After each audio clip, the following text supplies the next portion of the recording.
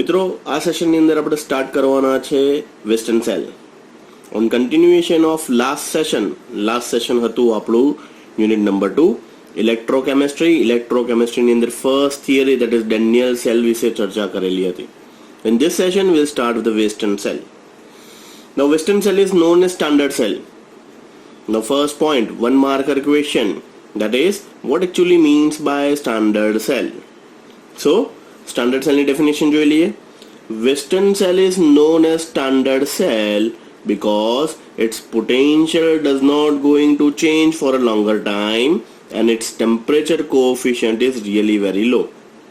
Means કહેવાનો intention શું છે કે વેસ્ટર્ન સેલને સ્ટાન્ડર્ડ સેલને પ્રમાણિત સેલ કેમ કહેવામાં આવે છે? જસ્ટ બીકોઝ એને લાંબા સમય સુધી મૂકી રાખતા કોષનું કોષ પોટેન્શિયલમાં કોઈ જ પ્રકારનો ફેરફાર થતો નથી અને ટેમ્પરેચર કોએફિશિયન્ટ મીન્સ ટેમ્પરેચરમાં જો ફ્લક્ચ્યુએશન આવે તો એના કારણે પણ પોટેન્શિયલમાં કોઈ વધારે પડતો ફરક પડતો નથી. ડિફરન્સ ડેફિનેટલી આવે પણ વધારે મેજર ડિફરન્સ આવતો નથી. Due to this reason Western cell is known as standard cell. Once again definition repeat कर लिए. Western cell is known as standard cell because its potential does not going to change for a longer time. Means લાંબા સમય સુધી મૂકી રાખતા એના પોટેન્શિયલમાં કોઈ ફરક નથી આવતો and its temperature coefficient is too low. This is just because we can say that Western cell is known as standard cell. Now મેં તમને લાસ્ટ સેશનમાં પણ કીધું હતું each and every theory having some pictorial diagram. તો સૌથી પહેલા એનો ડાયાગ્રામ ચેક કરી લઈએ. ડાયાગ્રામ પરથી જ એનું કન્સ્ટ્રક્શન લખવાનું છે. તો અહીંયાથી કન્સ્ટ્રક્શન વાંચતા પહેલા ડાયાગ્રામ ચેક કરી લઈએ. આ છે વેસ્ટર્ન સેલનો diagram. It clearly indicates that there is H shape glass tube. H આકારની કાચની નળી છે. સૌથી એક્સ્ટ્રીમ લાસ્ટ પાર્ટથી ડિસ્કશન સ્ટાર્ટ કરીએ છીએ.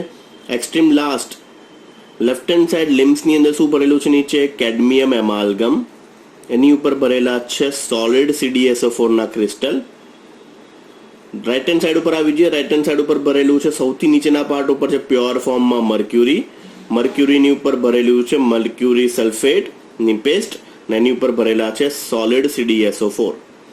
Remaining full tube is field with the saturated solution of CdSO4 solution.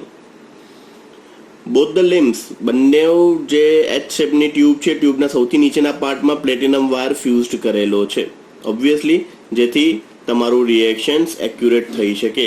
So once again construction ફરી એકવાર જોઈ લઈએ. There is a H shape glass ટ્યુબના left hand side lower bottom પાર્ટમાં છે કેડમિયમ એમાલ્ગમની ઉપર છે સોલિડ CdSO4.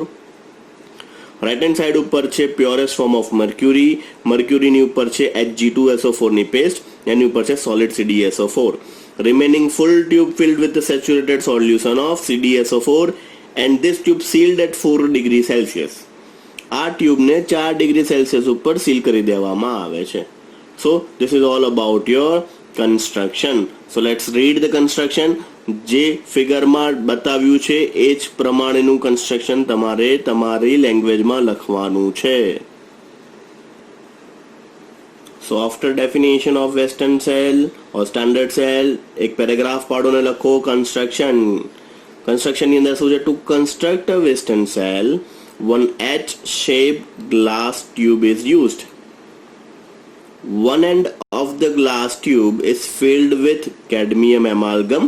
એટલે ડાબી બાજુની લિમ્સથી સ્ટાર્ટ કરી રહ્યા છે. ડાબી બાજુ સૌથી નીચે શું ભરેલું છે? કેડમિયમ અમાલ્ગમ. એન્ડ એની ઉપર શું છે? The crystal of solid CdSO4 kept on cadmium amalgam. એટલે કેડમિયમ એમાલ્ગમની ઉપર CdSO4 ના ક્રિસ્ટલ મૂકેલા છે. હવે બીજી બાજુ એટલે રાઈટ હેન્ડ સાઈડની વાત કરીએ છીએ. અધર and The tube is filled with pure mercury. Lower bottom part ઉપર સૌથી નીચે શું ભરેલું છે? Pure mercury. And there is a layer of mercurous sulfate. એની ઉપર શું મૂકેલું છે? Hg2SO4 નું layer. That is mercurous sulfate નું layer.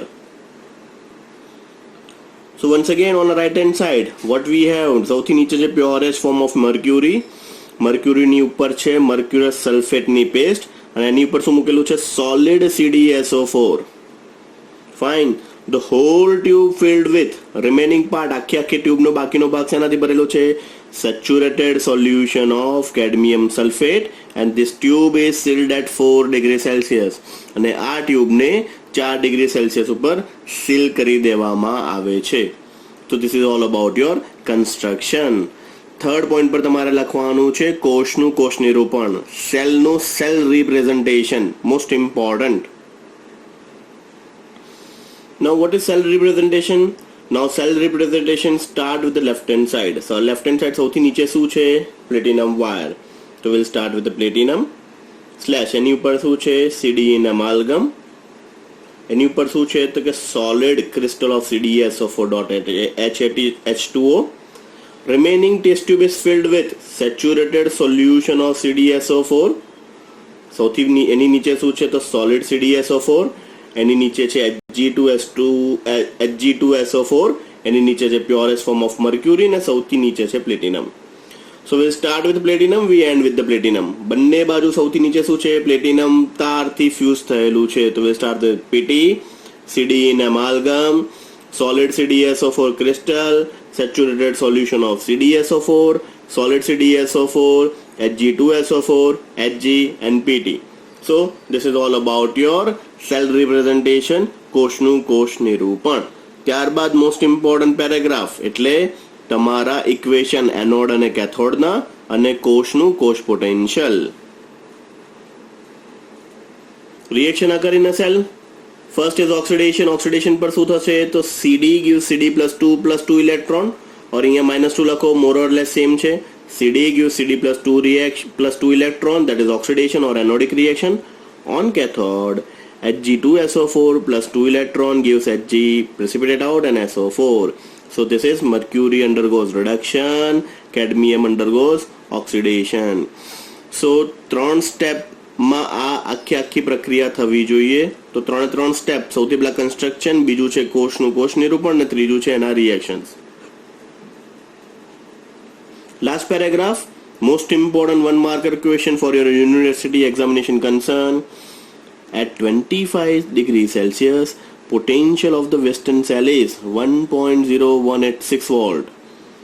Many a time MCQ માં પણ પૂછી શકાય 1.186, 11.86, 1.0186 કરીને તમને કન્ફ્યુઝ કરશે. વેલ્યુ યાદ રાખજો 1.0186 volt and its temperature coefficient is -4.0 into 10 to the power -4 volt per degree. આનો મતલબ શું થાય? વોલ્ટ પર ડિગ્રીનો મતલબ if you measure the potential at 25 degrees Celsius and if you measure the potential at 45 degrees Celsius, તો આ બંનેમાં જે ડિફરન્સ આવે છે એ છે -4 into 10 to the power -4. Means 45 degree Celsius temperature પર જે પોટેન્શિયલ છે ત્યાંથી તમે ડિફરન્સ મેઝર કરતા 25 ડિગ્રી ઉપર આવો તો 0.0004 જેટલો ડિફરન્સ આવે. મીન્સ ડેસિમલ પછી ચોથા ડિજિટ ઉપર ડિફરન્સ આવે એટલો સ્મોલ ડિફરન્સ આવે છે પર ડિગ્રી એ. સો આ બંને મોસ્ટ ઇમ્પોર્ટન્ટ 1 માર્કર ક્વેશ્ચન છે. વેસ્ટર્ન સેલ ડાયરેક્ટલી ના પૂછાય તો આમાંથી આ 2 શોર્ટ ક્વેશ્ચન પૂછી શકાય છે. સો this is all about your today's session. આ સેશનની અંદર આપણે થિયરી જોઈ, standard cell that is known as western cell. Next સેશનમાં આપણે સ્ટાર્ટ કરીશું પોગેન્ડ્રોફ કમ્પેન્સેશન મેથડ.